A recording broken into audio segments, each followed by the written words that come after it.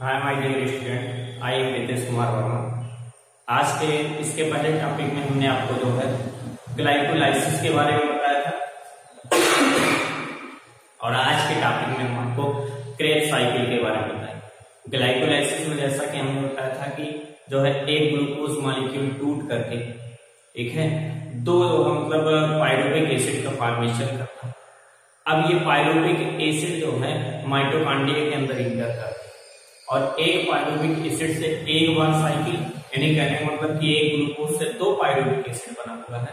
तो इस प्रकार से दो पायरुविक एसिड में जो है मतलब दो पार्टों में ग्लाइकोलाइसिस की साइकिल चलेगी और इस आधार पर जो है मतलब जो कितने एटीपी कितने एडीपी इन सब चीजों का फॉर्मेशन होता है, ये चीज हम देखेंगे कि मतलब जो है ग्लाइकोलाइसिस से कितने एटीपी का मिलता है और कितना जो है मतलब क्रेब्स साइकिल से मिला हुआ और टोटल एटीपी की संख्या हम ऐड करेंगे और थोड़ा सा देखेंगे इलेक्ट्रॉन ट्रांसपोर्ट सिस्टम के बारे में, मतलब थोड़ा सा शार्ट में देखेंगे। उसके बाद जो मतलब हम और डिटेल में आपको इलेक्ट्रॉन ट्रांसपोर्ट सिस्टम के बारे में बताएंगे। तो आइए हम जो मतलब चलते हैं क्रेब्स साइकिल की तरफ। क्रेब्स साइकिल को किस किस नाम से जाना जाता है? एक तो क्रेब्स साइकिल, दूसरा है सिट्रिक एसिड साइकिल या टीसीए साइकिल या ट्राई कार्बोक्सिलिक एसिड साइकिल। ठीक है, यानी इस तीन नाम से क्रेब्स साइकिल, ठीक है, या फिर टीसीए साइकिल या जो है सिट्रिक एसिड साइकिल या ट्राई कार्बोक्सिलिक एसिड साइकिल, तीन नामों से जो मतलब हम किसको जानते हैं? Krebs cycle.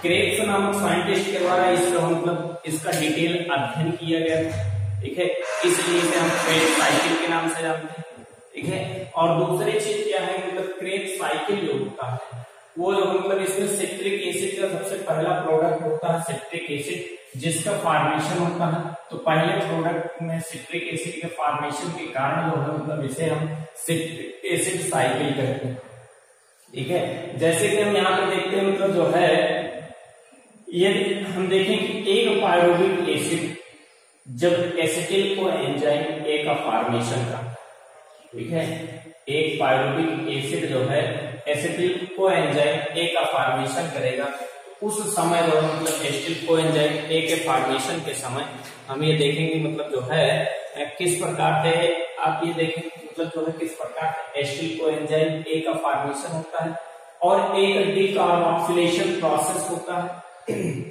डिहाइड्रोजनेज एवं डीकार्बोक्सिलेशन का प्रोसेस होता है। डिहाइड्रोजनेज एंजाइम की उपस्थिति में यानी पायरुवेट डिहाइड्रोजनेज एंजाइम की उपस्थिति में हाइड्रोजन मॉलिक्यूल निकाल करके और एक कार्बन डाइऑक्साइड मॉलिक्यूल छोड़ करके जो है एसिटिल को एंजाइम ए में बनता है। पायरुविक एसिड में 3 कार्बन पाए जाते हैं और ये 3 कार्बन से एक कार्बन डाइऑक्साइड मॉलिक्यूल निकलता है, ठीक है, और एक NADH2 का फॉर्मेशन होता है। इस प्रकार से दो जो है एसिटिल, 2 कार्बन के यौगिक एसिटिल को एंजाइम ए बनता है। अब ये एसिटिल को एंजाइम ए माइटोकॉन्ड्रिया में उपस्थित ऑक्सैलो एसिटिक एसिड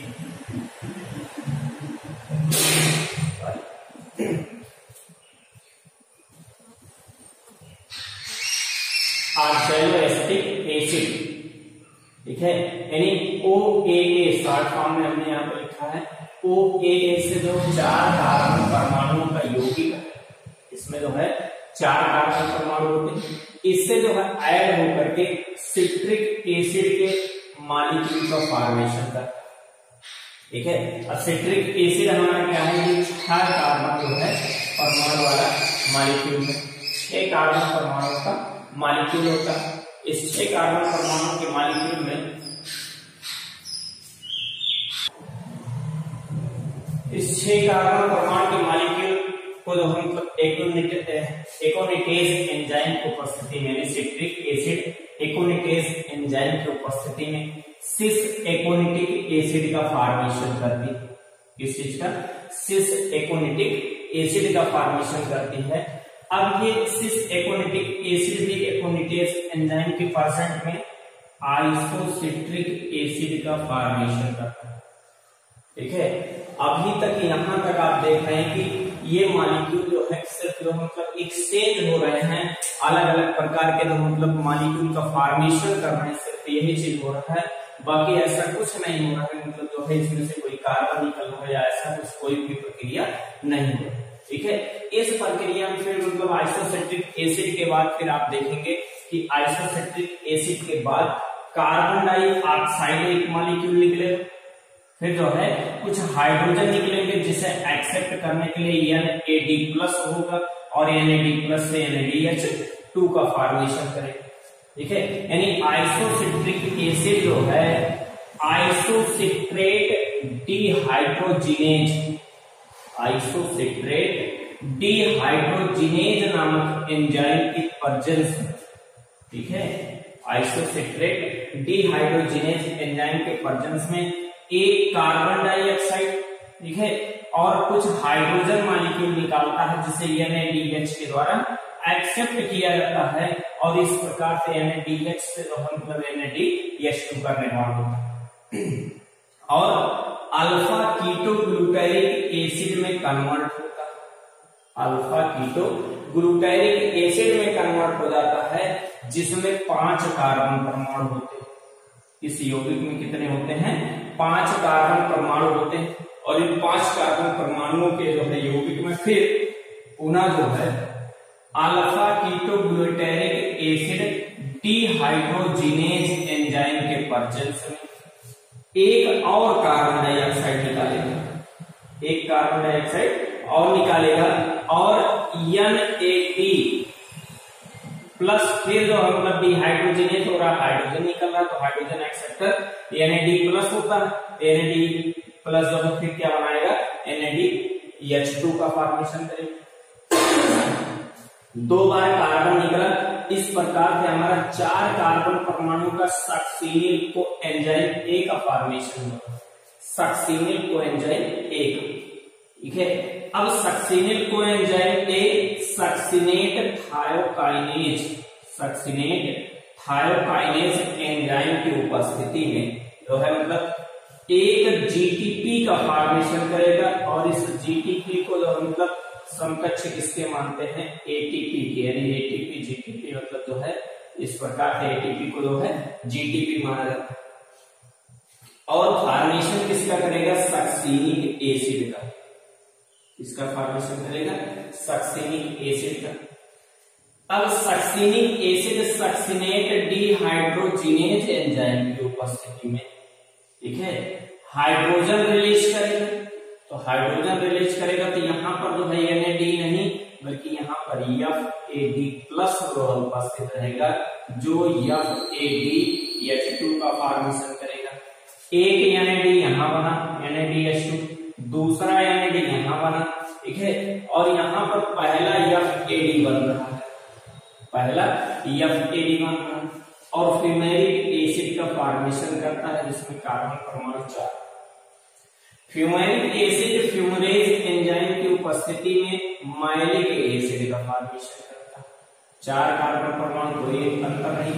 अब माइलिक एसिड माइलेट डिहाइड्रोजिनेज एंजाइम की उपस्थिति में ऑक्सैलो एसिटिक एसिड से फॉर्मेशन करते हुए NADH2 का भी फॉर्मेशन करेगा, यानी तीसरा नंबर NADH, ठीक है।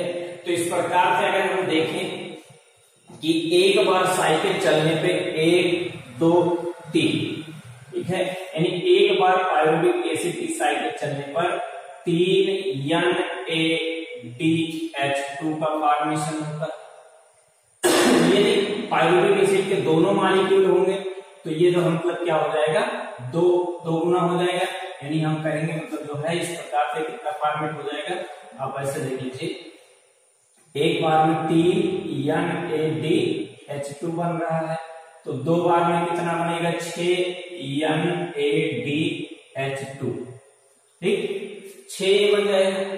और FAD एक बार में 1 बन रहा है, 1 FADH2 बन रहा है तो 2 बार साइकिल चलेगी तो 2 FADH2 बन जाएगा, 2 FADH2 बन जाएगा। और GTP या ATP जो SLP हमारा मतलब जो है जो डायरेक्टली रूप से ATP का फॉर्मेशन कर रहा है, इसका मतलब इसको इलेक्ट्रॉन मतलब जो है ट्रांसपोर्ट सिस्टम में जाने की आवश्यकता नहीं, ये डायरेक्टली ATP बन रहा है। तो एक बार में एक जीटीपी या एटीपी,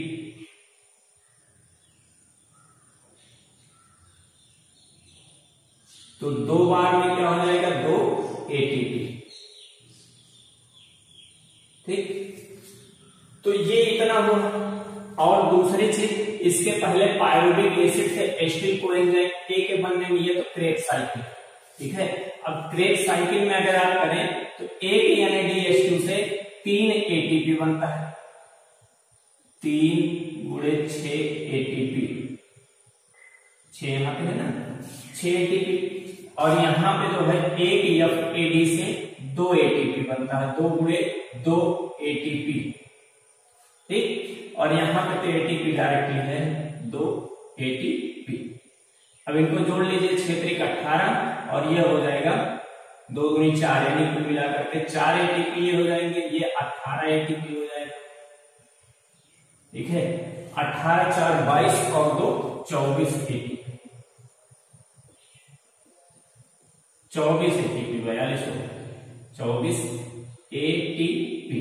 यानी इस प्रकार से आप 24 एटीपी, यानी इस प्रकार से आप देख रहे हैं कि पूरे क्रेब्स साइकिल में ETS के बाद 24 एटीपी बन रहा है।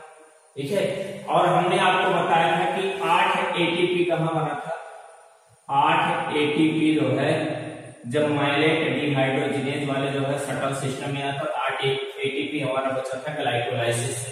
और यहाँ पे एक बार एक पायरुविक एसिड से एक एस्टिल कोएंजाइम के बनने में एक NADP, अगर 2 बार होगा तो 2 NADP बनेगा, 2 NADP से 6 6 जो है क्या बन जाएगा हमारा एटीपी, यानी 6 एटीपी ये भी बनाएगा।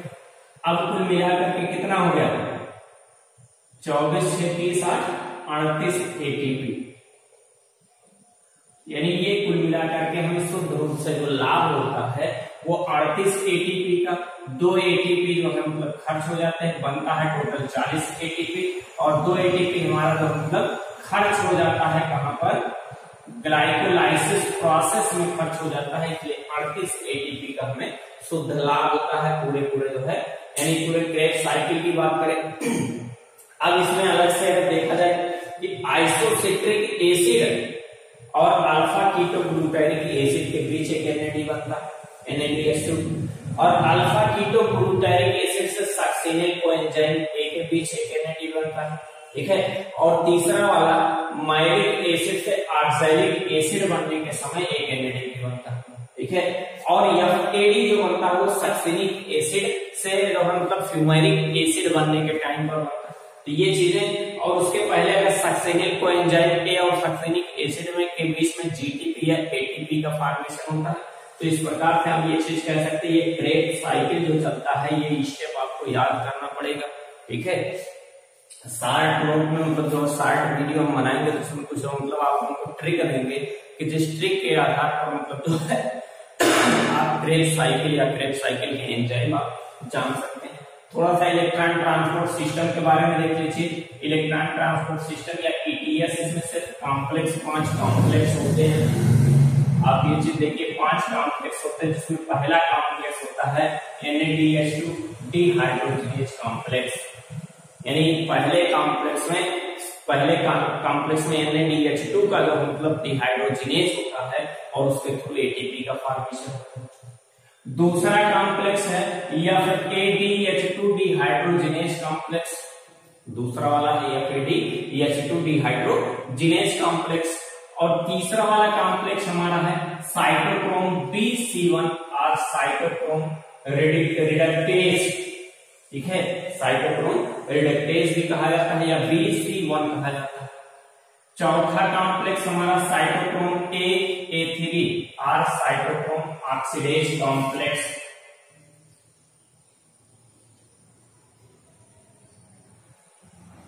Cytochrome oxidase complex. पांचवा कॉम्प्लेक्स एटीपेज और FOF1 कॉम्प्लेक्स। ठीक है, तो इस प्रकार से एटीपेज वाले एंजाइम की प्रेजेंट में मतलब जो है यहाँ पर एटीपी का फॉर्मेशन होता है, जो FOF1 यानी माइटोकॉन्ड्रिया के जो है ऑक्सीसोम पर होता है। सीक्वेंस ऑफ साइटोक्रोम की बात करें तो साइटोक्रोम साइटोक्रोम के सीक्वेंस की बात करते हैं तो साइटोक्रोम जो है B1 होता है, ठीक है। साइटोक्रोम जो B होता है, B1 नहीं। साइटोक्रोम वहां हमने लिखा है साइटोक्रोम,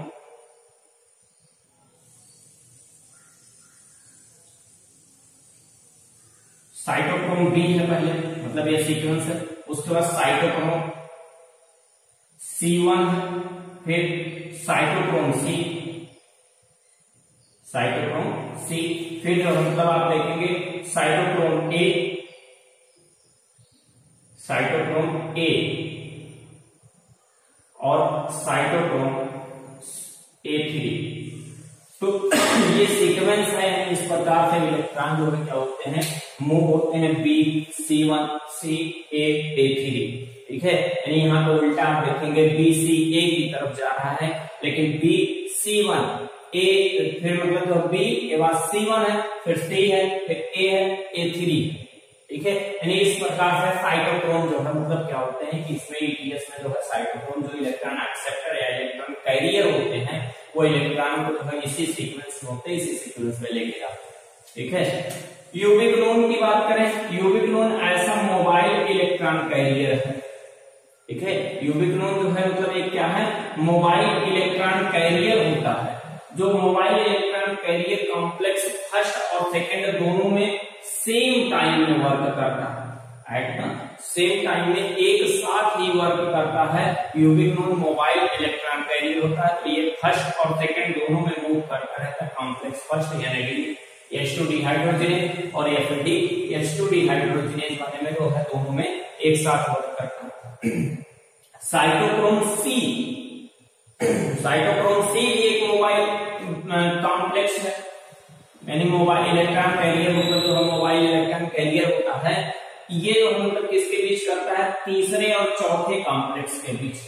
तीसरे यानी साइटोक्रोम BC1 और जो है चौथे कॉम्प्लेक्स में A3 के बीच, ठीक है। और ये प्रेजेंट कहां होता है, present inner mitochondrial membrane toward outside, मतलब माइटोकॉन्ड्रिया की आंतरिक झिल्ली में, अंदर वाली झिल्ली में जो है आउटसाइड की तरफ, बाहर की तरफ जो है पाया जाता है, ये प्रेजेंट होता है।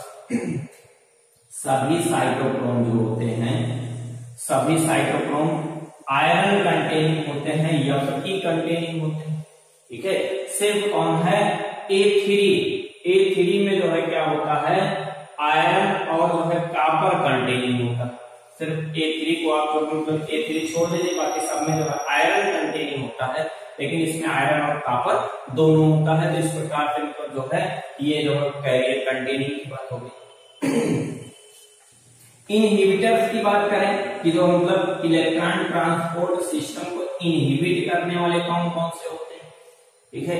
तो इनहिबिट करने वाले जैसे कॉम्प्लेक्स फर्स्ट को इनहिबिट करने वाला जो मटेरियल होता है वो रोटेनोन होता है। रोटेनोन एक प्रकार का हर्बिसाइड है, एक प्रकार का हर्बिसाइड है, ठीक है। और माइलेटोन जो होता है, माइलोनिक एसिड से माइलोनेट बनता है, ये सेकंड वाले जो है कॉम्प्लेक्स को इनहिबिट करता है, ठीक है। सेकंड कॉम्प्लेक्स को कौन इनहिबिट करता है, माइलोनेट। और तीसरा वाला है एंटीमायोसिन, तीसरे वाले कॉम्प्लेक्स को एंटीमायोसिन करता है इनहिबिट। और चौथे वाले को जो है CN- और जो है मतलब कार्बन मोनोऑक्साइड और एजाइड, ये जो मतलब चौथे वाले कार्बन को क्या करते हैं, चौथे वाले कॉम्प्लेक्स को इनहिबिट करते हैं। इस प्रकार से इनहिबिटर्स थे जो इनहिबिट करने वाले कारक थे, और इनहिबिटर के द्वारा जो मतलब यहाँ पे इनहिबिट किया जाता है, इनहिबिटर का प्रोसेस होता है, ठीक है। इनहिबिटेशन का प्रोसेस करते हैं, जो मतलब इस कॉम्प्लेक्स के प्रोसेस को रोकने का काम करते हैं। तो ये जो मतलब इनहिबिटर्स हैं जो हम मतलब कुछ कॉम्प्लेक्सों को या इलेक्ट्रॉन ट्रांसपोर्ट सिस्टम के अलग अलग कॉम्प्लेक्सों को अलग अलग जो है इनहिबिट करते थे। थोड़ा सा पॉइंट आप देख लीजिए, RQ वैल्यू, RQ वैल्यू क्या होता है उसके बारे में थोड़ा। RQ वैल्यू या रिस्पायरेटरी क्वांटेंट जो होता है, जैसे RQ शॉर्ट फॉर्म आरक्यू कहा जाता है, सॉरी आरक्यू कहा जाता है। ये होता है volume of carbon dioxide evolve और जो है वॉल्यूम ऑफ ऑक्सीजन यूज्ड, यानी कितना ऑक्सीजन जो है किसी पदार्थ के जो है रिस्पायरेशन के बाद कितना कार्बन डाइऑक्साइड निकला और उसके निकलने के लिए जो है कितना ऑक्सीजन मॉलिक्यूल यूज हुआ है। तो इसके रेशियो को ही क्या कहा जाता है, आरक्यू वैल्यू। वैसे कार्बोहाइड्रेट में आप देखेंगे कि जितने मात्रा में जो हम सब कार्बोहाइड्रेट में ग्लूकोज की बात हम करते हैं, ग्लूकोज में क्या होता है कि अगर 6 मॉलिक्यूल CO2 निकलता है, ठीक है, तो 6 मॉलिक्यूल O2 यूज होता है। तो इस प्रकार से ये कट करके एक आ जाता है, यानी यहाँ पर क्या होता है जितना मॉलिक्यूल कार्बन डाइऑक्साइड किसी कार्बोहाइड्रेट के दहन से निकलेगा, कंबशन से निकलेगा, उतना मॉलिक्यूल ऑक्सीजन लगता है, इसलिए इसकी वैल्यू 1, ठीक है। और फैट यानी कार्बोहाइड्रेट का जो आरक्यू मान होता है वो हमेशा जो है 1 होता है, 1 से ना अधिक होगा ना ही कम होगा। फैट जो होता है, फैट का जो है जो आरक्यू वैल्यू होता है वो 0.7 होता है, ठीक है। कहने का मतलब इसमें जो है ऑक्सीजन अधिक जो है यूज होता है, कार्बन डाइऑक्साइड कम निकलता है। प्रोटीन की बात हम करें, प्रोटीन की जो वैल्यू होती है वो इसकी अपेक्षा अधिक 0.9 होती है, ठीक है। अगर किसी ऑर्गेनिक एसिड की बात करें, ऑर्गेनिक एसिड यानी कार्बनिक मतलब जो है कार्बनिक अम्ल का हमेशा जो है 1 से अधिक ऑलवेज मोर देन 1 होता है, ऑलवेज मोर देन 1 होता है। जैसे ऑक्सैलिक एसिड का, ठीक है, 4 होता है, मैलिक एसिड का 1.33 होता है। तो इस प्रकार से आप ये देखेंगे कि जो है ऑर्गेनिक एसिड का आरक्यू वैल्यू जो होता है वो हमेशा 1 से अधिक होता है। RQ value of anaerobic respiration, anaerobic respiration में आप ये कह सकते हैं कि कार्बन डाइऑक्साइड से जितना निकले, लेकिन जो मतलब क्या होगा कि जो है ऑक्सीजन की वैल्यू 0 होगी, क्योंकि एनाएरोबिक कह रहा ऑक्सीजन जो है क्या होता है एब्सेंट होता है। तो किसी वैल्यू मतलब 0 से किसी भी वैल्यू में जो है डिवाइड करेंगे, भाग दिया जाएगा तो इनफाइनाइट आता है, ठीक है, इनफाइनाइट या अनंत होता है उसका, ठीक।